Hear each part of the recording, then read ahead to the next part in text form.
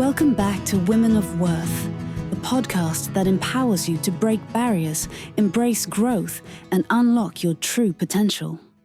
Today, we're diving into a powerful tool that can transform your life: self-discipline. Have you ever felt stuck in a cycle of procrastination or struggled to stay consistent with your goals? Whether it's advancing in your career, improving your health, or simply finding balance in a busy life, self-discipline is the secret to turning dreams into reality. And here's the best part: it's a skill you can build starting today. In this episode, we'll explore why self-discipline is so vital for women, share real-life stories of how it has changed lives, and give you actionable strategies to cultivate it in your daily routine. From setting clear goals to overcoming setbacks, we're here to equip you with the tools to succeed. So, grab your favorite drink, find a cozy spot, and let's dive into this transformative conversation. And before we begin, don't forget to like this video, subscribe to our channel, and hit that notification bell so you never miss an episode. We'd love to hear from you. What's one goal you've achieved through self-discipline? Share it in the comments below and inspire others. All right, let's get started and discover how self-discipline can unlock the life you've always dreamed of.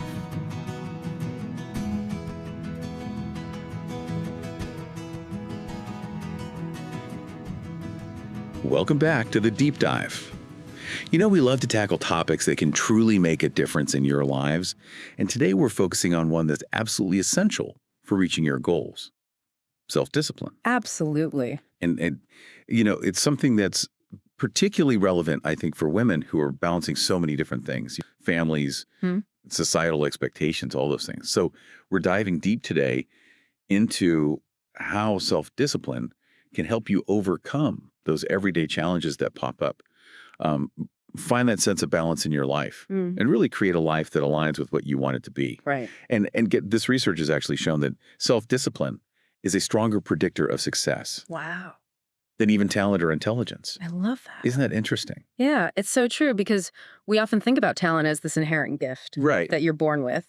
But self-discipline is something that we can all cultivate and work on. And I think that's very empowering. It's about making consistent choices that align with our values and goals, even when it's tough, when we're faced with distractions or temptations. So it's not about being super rigid or restrictive. Exactly. It's more about having that inner strength to stay focused. Yes. And you know, it's like building a muscle. I was just thinking that. The more you exercise self-discipline, the easier it becomes. Yeah, like anything else, you practice it, you get better at it. Yes, exactly. So why is this especially important for women? I mean, we all face challenges in life, but are there specific ways that self-discipline plays a role for women in particular? Well, think about the multiple roles that women juggle. We have career aspirations, family responsibilities, societal expectations, personal goals. It's a lot to manage. It is. It is a lot. And, you know, that makes me think of Amanda's story. She's a teacher and a mother of two. And she was really determined to get this professional certification. But it would have been so easy for her to let that slip away, you know, the busy family life. But she used self-discipline to carve out that time for studying, even if it meant, you know, waking up a bit earlier or using her lunch breaks to do it. I love that. And it's interesting because her success wasn't just about willpower. Right. It was also about strategy. She found ways to integrate her study habits into her existing routine so it felt less overwhelming. Yeah, she found ways to make it work, you know, without having to like completely revamp her life. Exactly. And that's what we call habit stacking. Habit stacking. Yeah. You link a new habit that you want to develop with an existing routine that you already do. Oh, that makes sense. Right. So instead of, you know, trying to create a whole new time slot in your day for this new thing, you just kind of stack it onto something you already do. It's about being smart about it and making it sustainable rather than just relying on willpower. Exactly. Yeah, it becomes more automatic. Like, you know, you brush your teeth every day. You don't have to think about it. You just do it. Right. It's just part of the routine. Right. And the more you practice it, the more ingrained these habits become. I like that. Okay. So beyond managing, you know, just daily life, how can self-discipline help us with those really big goals, the kind of dreams that sometimes feel a little bit out of reach. Yes, self-discipline is that bridge between dreaming and actually doing. Yeah. And it helps us break down those big goals into smaller, actionable steps. So you don't get so overwhelmed. Right. Because, I think about Diana, who always wanted to write a novel, but just felt so overwhelmed by the whole idea of it. Like, where do you even begin? Yeah, and her breakthrough moment was realizing that she didn't have to write the whole novel at once. Right. She set this small, manageable goal of just writing 500 words every evening. Oh, wow.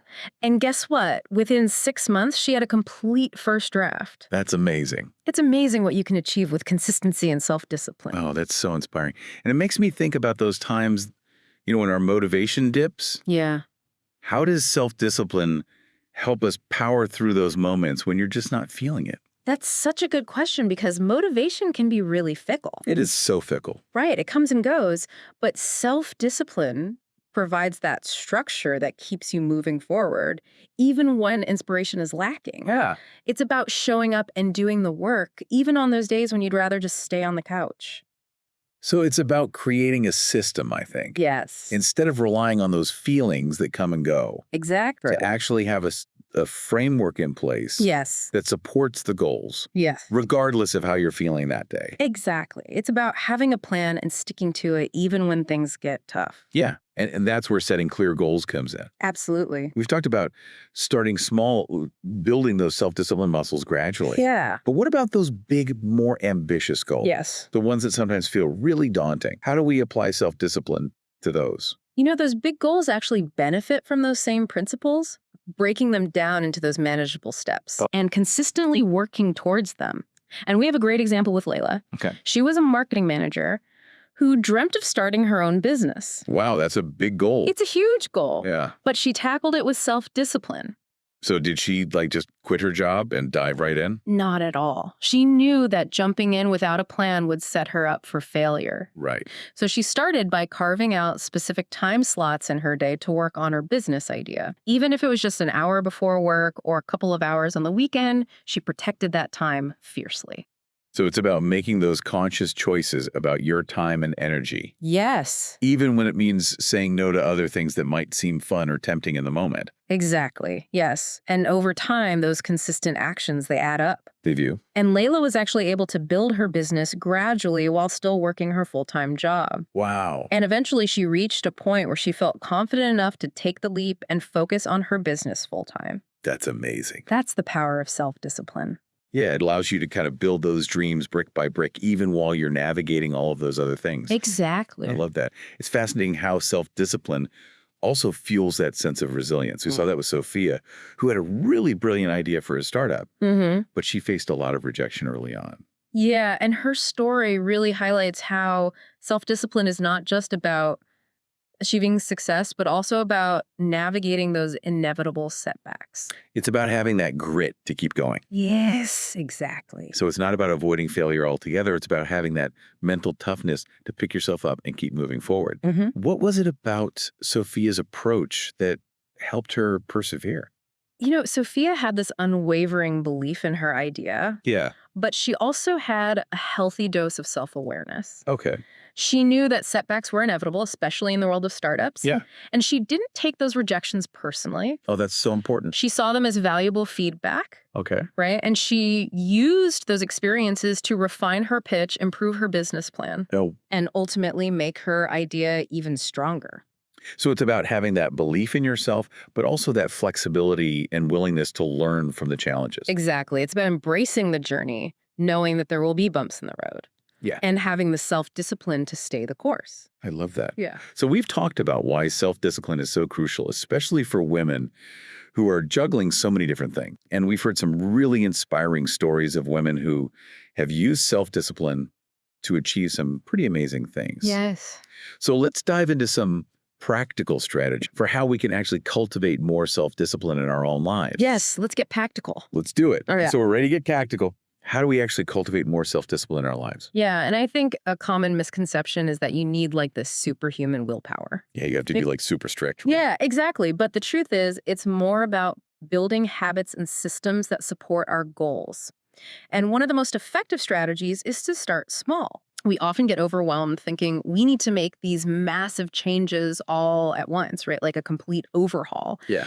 But even those small, consistent actions can create incredible momentum over time. So instead of trying to change everything at once, it's better to just focus on incorporating those little manageable habits. Think of it like training for a marathon. You wouldn't just jump into running 26 miles on day one. Right. You would start with shorter distances, gradually increasing your mileage over time. Yeah, and build up to it. Exactly. And it's the same with self-discipline. You start with something manageable, like committing to 10 minutes of meditation each day. Okay. Or reading for 20 minutes before bed. The key is consistency. I love that. And, that reminds me of Elena's story. She wanted to get in shape, but she struggled with finding the time and the motivation to exercise. Yeah. But she started by just walking for 15 minutes each day during her lunch break. Nice. And over time, she gradually increased, how long she walked and how intense her workouts were. And eventually she worked her way up to running marathons. That is so inspiring. And it's amazing what you can achieve when you break down a big goal into those smaller, more achievable steps. Totally. And you start to feel good about those little wins too, right? Absolutely. And it touches on this concept called self-efficacy. Okay. Which is basically your belief in your own ability to succeed. Okay. And so the more you experience those small wins, the more your self-efficacy grows. Okay. And you start to see yourself as someone who can achieve goals, who can overcome challenges, and that belief in yourself becomes a very powerful driving force. Oh, yeah. It's like this positive feedback loop. Exactly. The more you do it, the more confident you feel. Yeah. And then that confidence helps you keep going. Exactly. And speaking of building momentum, creating routines is another incredibly powerful tool for cultivating self-discipline. It's about automating those disciplined actions. Okay. So they become almost second nature to you. And I can see how routines would help with consistency. Because then you're not having to make a decision about every little thing throughout the day. Right, exactly. You have this predetermined structure in place that guides your choices. Think about Naomi. She's a very successful entrepreneur. Okay. And she swears by her morning routine. Okay. It includes things like journaling exercise and a quick goal-setting session. And this routine sets a really positive tone for her entire day. Yeah. Helps her feel energized and focused. So you're not wasting energy trying to decide what to do next. Exactly. You're not constantly battling with yourself to make the right choice because those choices are already built into your routine. I like that. Okay, so we've talked about starting small, creating routines. What other strategies can we use to kind of build that self-discipline muscle? Setting clear and specific goals is crucial. It's not enough to just have those vague aspirations like I want to be healthier or I want to be more successful. Right. Those are great starting points, but they lack the clarity you need to guide your actions effectively. So how can we make our goals more actionable? We always talk about SMART goals. Right, SMART goals. Specific, measurable, achievable, relevant, and time-bound. So, for example, instead of saying, I want to eat healthier, a SMART goal might be, I will cook 3 healthy dinners at home this week. So you have a specific target. Exactly.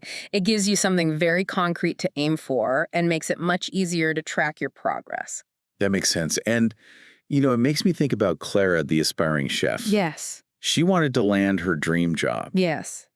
But she knew she needed to up her culinary skills. Yeah. So instead of just saying, I'm going to learn new recipes, she set a specific goal to master 2 new techniques every single week. That's great. I love that. And it was that disciplined approach to learn that helped her reach her goal. Yes, absolutely. But I think it's also important to talk about self-compassion here, because I think a lot of times people think about self-discipline and they think about being really strict with themselves and never letting themselves slip up. Yes. Yeah. That's a very common misconception that can actually sabotage our efforts. Yeah.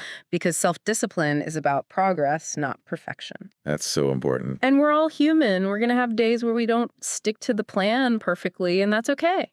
Yeah, and it's almost like if we try to be perfect, then we're setting ourselves up for failure. Exactly, because it's an unrealistic expectation. Yeah. It's about how you respond to those slip-ups. Okay. Do you beat yourself up and give up altogether? Yeah. Or do you practice self-compassion, forgive yourself, and get back on track? That's a much better approach, I think. Yeah. And, that reminds me of Anna's story. She's really committed to her workout routine. But there was this week where she missed every single workout. Oh, no. But instead of getting down on herself, she just acknowledged that, life happens. Yeah. Forgave herself and just got back to routine the following week. That is a great example of self-compassion in action. It's about treating yourself with that same kindness and understanding that you would offer to a friend. Right. Acknowledging that those setbacks are normal. Yeah, they're part of life. And they don't define you. Yeah. Okay, so we've talked about starting small, creating routines, setting clear goals, embracing self-compassion. What other practical things can we do to build that self-discipline muscle? Minimizing distractions is crucial, especially in today's world. Oh my gosh, yes. It's so easy to get distracted. So easy, right? Like constantly. Constantly. We have our phones, our notifications, social media, emails. It never ends. It never ends. Yeah. And it's like our attention is constantly being pulled in a million different directions. And you know what? It's almost like we've trained ourselves to be distracted now. Exactly. And that's why creating boundaries around technology is so important. Yeah. It's about reclaiming your attention. Yes. And directing it towards what truly matters. Like being intentional about how you spend your time. Yes, exactly. And it makes me think about Isabel, who was trying to study, but she was constantly getting interrupted by her phone, and she would find herself, mindlessly scrolling social media. Yes. And it wasn't until she made the decision to just turn off all of those distractions during her study time that she could actually focus. I think that's a very common experience because those seemingly small distractions, they actually have a big impact on our productivity and our focus. Yeah, it's death by 1,000 cuts, right? Exactly. And the good news is we have the power to control those distractions. Yes. It's about setting boundaries. Yes. Creating those distraction-free zones and reclaiming our attention. So it's not about being anti-technology. No. It's about using it intentionally. Exactly. Using it to serve you instead of the other way around. Yeah, I love that. And finally, don't underestimate the power of celebrating your wins, no matter how small. Yes. Such a good point. Tell me about that. Rewarding yourself is such a great way to reinforce those positive habits and to keep you motivated. Okay. It's about acknowledging your effort and giving yourself a little pat on the back. It doesn't have to be anything crazy. No, not at all. It's more about that gesture. Yeah, okay. Of recognizing your accomplishment. Like Mia, who takes a nice bubble bath. Yes. After a long day of work. Exactly. Something simple, but it feels good. It feels good, and it's like you're recognizing what you did that day. Exactly. Or Grace, who joined an online group for entrepreneurs. Okay. And she finds so much support and motivation from connecting with others who are on a similar journey. It's so helpful to have that support system. Yes. So finding ways to celebrate, whether it's small rewards or connecting with people, it can really make a difference. Absolutely. Okay, so we've covered a lot of ground here. We've talked about why self-discipline is so important. Yes. Especially for women.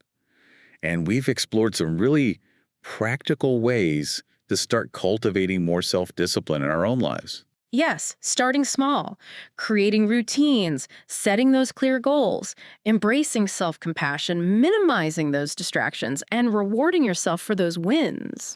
Those are great strategies that we can all start applying today. Yes. But it's not just about, checking things off a to-do list, is it? It goes much deeper than that. There's a deeper impact that this has on us. Yes. Especially on our mental health. Yeah. And our sense of self. And so we want to delve into that a little bit more when we come back. Yeah. So we're back and ready to dig a little bit deeper into this idea of self-discipline and how it impacts not just our productivity, but also our overall well-being. That sense of self. Yeah. It's not just about getting things done. There's more to it, right? Absolutely. The benefits extend far beyond checking things off a to-do list. Self-discipline has a profound impact on your mental well-being, your sense of self, and just your overall outlook on life. That makes sense on an intuitive level, but I'd love to hear more about how that works. Like, how does self-discipline actually lead to better mental health? Well, think about it when you're constantly feeling overwhelmed, scattered, and like you're not in control of your own life. It creates a lot of stress and anxiety. Yeah. It's like this feeling of always being behind, never quite catching up. And I think so many of us can relate to that feeling. Yeah, and it's exhausting, but when you cultivate self-discipline, you create a sense of order and structure in your life. Okay, yeah. You're making conscious choices, you're prioritizing what matters, you're taking action. And that sense of agency of being in the driver's seat can be so empowering. So it's not just about getting things done, it's about feeling in control Exactly. of your own life. Yes, and that shift in mindset can have a ripple effect in other areas as well. Like what? So as you start to experience those positive effects of self-discipline, like achieving goals, managing your time, effectively feeling more in control, it naturally boosts your confidence. Oh, I see. It's like this positive feedback loop again. Yeah. The more you practice self-discipline, the more confident you become in your ability to achieve things. And that confidence just fuels further disciplined actions. And then that confidence spills over into all areas of your life, your relationships, your career, your creative pursuits. It gives you the courage to take risks. Yeah. Go after what you want and just believe in yourself. It sounds like it becomes this amazing cycle of positive reinforcement. Exactly. Yeah. So it's not just about checking off goals. It's about becoming the best version of yourself. Yes. Beautifully put. Like the woman you're meant to be. It's about creating a life where joy and success can coexist, feeling empowered, capable, and in control of your own destiny. And it's a journey, not a destination, right? Exactly. There will be ups and downs, days when you nail it and days when you don't. The key is to keep that long-term vision in mind, to embrace self-compassion and just keep moving forward one step at a time. Such great advice. Well, as we wrap up this deep dive into self-discipline, I want to leave our listeners with a little challenge. Like, think about one area of your life where you could benefit from a little more self-discipline, and ask yourself, what's one small step you can take today to move towards that? It could be as simple as setting aside 15 minutes for focused work, creating a morning routine, or committing to a short walk after dinner. Remember, those small steps lead to big changes over time. And don't forget, you have the power within you to cultivate this superpower. Self-discipline is not some magical trait reserved for a select few. It's a skill you can develop and strengthen and use to create a life that truly lights you up. So go out there and embrace your inner discipline. And as always, we want to hear from you. Share your thoughts, your struggles, your triumphs on the self-discipline journey in the comments below. And don't forget to like, subscribe, and share this episode with anyone who might need a little extra boost of motivation. Till next time, keep diving deep and keep striving to the extraordinary.